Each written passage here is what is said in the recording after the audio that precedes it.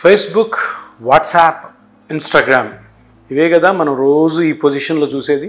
ఈ పొజిషన్లో మనం దగ్గర 3 to 4 hours పర్ డే నార్మల్గా అయితే, కొంతమంది 6-7 hours కూడా ఇదే పొజిషన్లో ఈ Facebook, Instagram reels, Facebook reels, WhatsApp messages, WhatsApp type చేయడం జరుగుతుంది.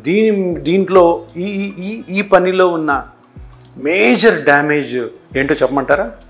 ఇలా చూడడం వల్ల మీ సర్వైకల్ నెక్ ఏరియాలో చిన్న చిన్న బోన్స్ ఉంటాయి. ఆ బోన్స్ మధ్యలో స్పైనల్ కార్డ్ పోతుంటుంది. ఆ స్పైనల్ కార్డ్ ప్రొటెక్షన్ కోసము చుట్టుపక్కల బోన్స్ అన్నీ కూడాను ఉంటాయి. ఆ బోన్స్ మధ్యలో జాయింట్స్ ఉంటాయి, దాని చుట్టూ నర్వ్స్ ఉంటాయి, చాలా లిగమెంట్స్ ఉంటాయి, చాలా మజిల్స్ ఉంటాయి. ఈ మజిల్స్ డ్యామేజ్ అవ్వచ్చు, లిగమెంట్స్ డ్యామేజ్ అవ్వచ్చు, నర్వ్ కంప్రెషన్ ఉండొచ్చు, ప్లస్ డిస్క్ ప్రొలాప్స్ ఉండొచ్చు. ప్లస్ తొందరగా ఏజ్లో ఒక 35-40 కల్లా ఒక 60-65 ఇయర్స్లో జరగాల్సిన చేంజెస్ కూడా జరిగే అవకాశం ఉంది. అందుకనే చాలా జాగ్రత్త. ఇప్పుడైనా మొబైల్ లేనిదే మనకి ఏ పని కాదు. బస్ స్టాండ్లో అయినా, రైల్వే స్టేషన్లో అయినా, ఎయిర్పోర్ట్లో అయినా ఎవరు చుట్టుపక్కల చూడరు, అందరూ మొబైల్ని చూసుకుంటుంటారు.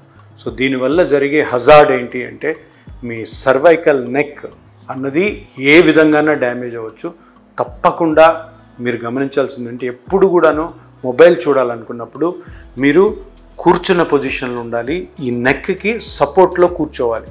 నేను ఇప్పుడు కూర్చుంటాను చూడండి. ఇలా కూర్చొని ఇలాగా ఆనుకొని ఉండాలి. ఇలా కూర్చొని ఇట్లా ఆనుకొని మీరు సెల్ ఫోన్ చూడొచ్చు. ఇట్లా ముందుకెళ్ళి చూశారు అంటే మీ నెక్ చాలా స్ట్రెయిన్ అవుతుంది. ఆ స్ట్రెయిన్ అయిన తర్వాత అది చాలా డిఫరెంట్ ప్రాబ్లమ్స్కి లోన్ అవ్వచ్చు. అందుకని ఈ జాగ్రత్తను మీరు ప్రతిరోజు పొద్దున్న నుంచి రాత్రి వరకు పాటించాలన్నదే నా సజెషన్.